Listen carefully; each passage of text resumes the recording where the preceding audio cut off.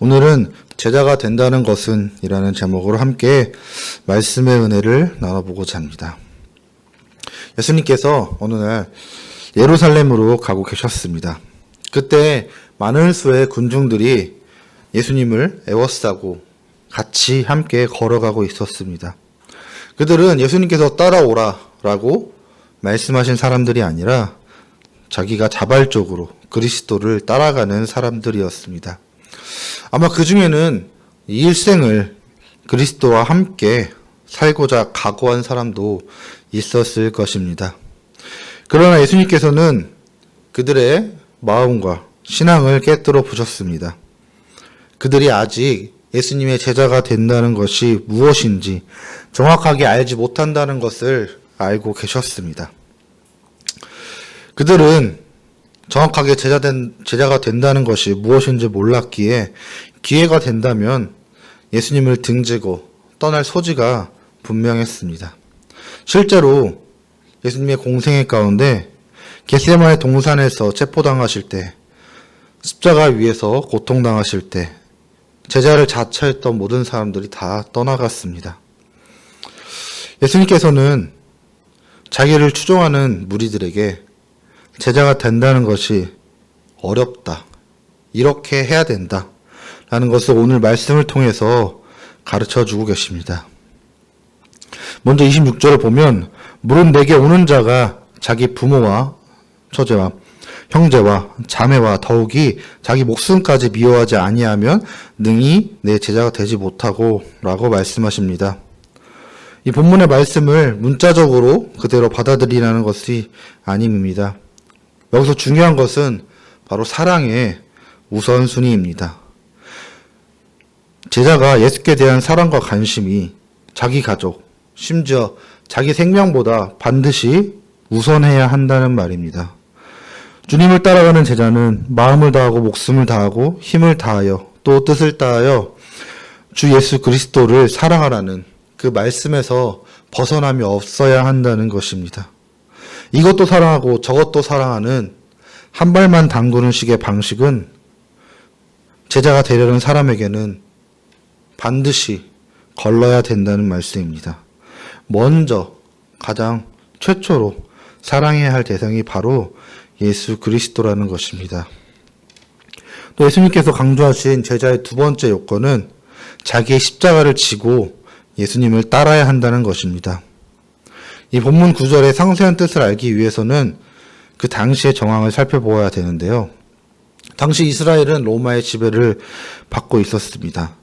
그래서 로마는 자국의 통치에 반항하는 중대한 범죄자나 전쟁 포로들을 처형할 때 십자가형을 자주 사용했습니다.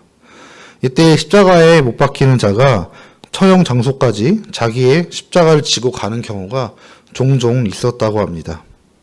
이런 경우는 그는 많은 사람들이 운집한 골목이나 도시 한복판을 지나가야 했으며 십자가를 지고 가는 것은 로마 제국이 자신에게 내린 사형이 정당하다는 사실을 증명하는 거라고 하였습니다. 즉 로마는 옳고 자기가 죄를 지었다는 사실이 당연하다라는 것을 만민 앞에서 시인하는 것이었습니다. 그렇게 자기의 십자가를 지고 예수님을 따라간다는 것은 예수님을 옳고 따라서 제자들은 자기의 뜻과 의지를 포기하고 예수님의 결정에 그대로 따라가야 한다는 것입니다. 예수님을 따르되 다른 사람들 앞에서 자기의 제자됨을 삶으로써 보여주라는 것입니다. 제자된 자가 자기의 뜻과 고집만 주장한다면 그는 선생님을 따르는 제자라고 할 수 없습니다. 지금 우리 역시 나의 옛 성품과 세상적 모습을 포기하지 않는다면 결단코 우리는 주님의 제자의 자리에 서지 못할 것입니다. 28절에서 33절에 보면 예수님께서는 두 가지 예화를 들어 제자도의 마지막 요건에 대해서 말씀하셨습니다. 첫 번째 망대의 예화에서 보면 예수님은 어떤 사람이 망대를 세우고자 한다면 사전에 먼저 치밀한 계획을 세우고 그것에 따라 소요 경비를 산출하고 준비해야 될 것이라고 말씀하십니다. 이것이 선행되지 아니한다면 망대공사는 문제가 생겨 중도 하차할 수밖에 없을 것이며 공사를 시작한 사람은 주변 사람들로부터 비웃음을 당할 것입니다. 건축을 하기 전에 사전 조사와 계획을 하듯이 예수님의 제자가 되려면 먼저 예수님의 제자가 가야 할 길에 대해 분명히 알고 자기의 희생을 각오하고 그 길을 먼저 준비하라고 말씀하시는 것입니다. 두 번째 비유인 전쟁에 나가는 왕의 비유에서도 사전에 세밀한 준비가 필요함에 대해서 말씀하십니다. 전쟁을 나가는 자가 적과 아군의 병력의 수를 미리 가늠해보고 또 싸우면 이길지 질지를 계산해 본 다음에 상황이 불리할 시에 화친을 모색해야 됩니다. 예수님의 제자가 된다는 것은 세상 가운데서 예수님의 제자로서 세상과 전쟁과 같은 싸움을 벌여야 하는 것입니다.